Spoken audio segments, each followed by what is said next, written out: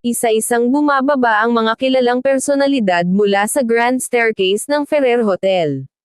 Nag-uusap ang mga bisita. May mga bulong-bulungan tungkol sa engagement announcement na ikinagulat ng buong business circle. Hanggang sa, "Who's that woman?" Nagtanungan ang mga tao doon. Napalingon ang karamihan. Mabagal na bumukas ang pinto sa ikalawang palapag. At doon nila nakita si Mary. Suot ang isang eleganteng champagne silk gown na perpektong yumayakap sa magandang hubog ng katawan niya. Nakalugay ang mahaba niyang buhok, kumikislap ang simpleng diamond earrings sa bawat hakbang niya. Hindi na siya ang dating tahimik na babaeng madaling malampasan ng tingin. Hindi na rin siya ang simpleng si Mary, na halos hindi mapansin noon sa tabi ni na Andrew at Kath. There was something dangerous about her now. Confidence, grace, power. Ang bawat hakbang niya pababa ng hagdan ay tila may kasama, na kusang nagpapahinto sa lahat.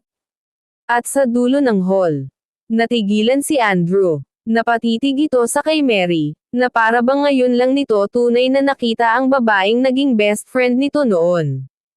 Nainiwan, at walang kahit munting komunikasyon. Bahagyang tumigas ang panga ni Andrew, habang hindi inaalis ang tingin sa kanya.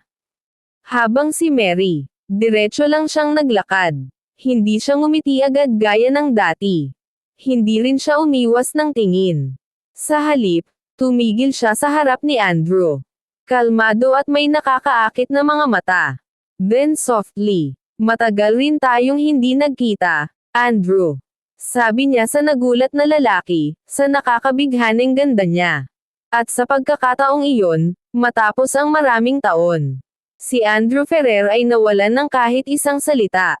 One goodbye and hello again. My best friend. My arranged husband. Billionaire.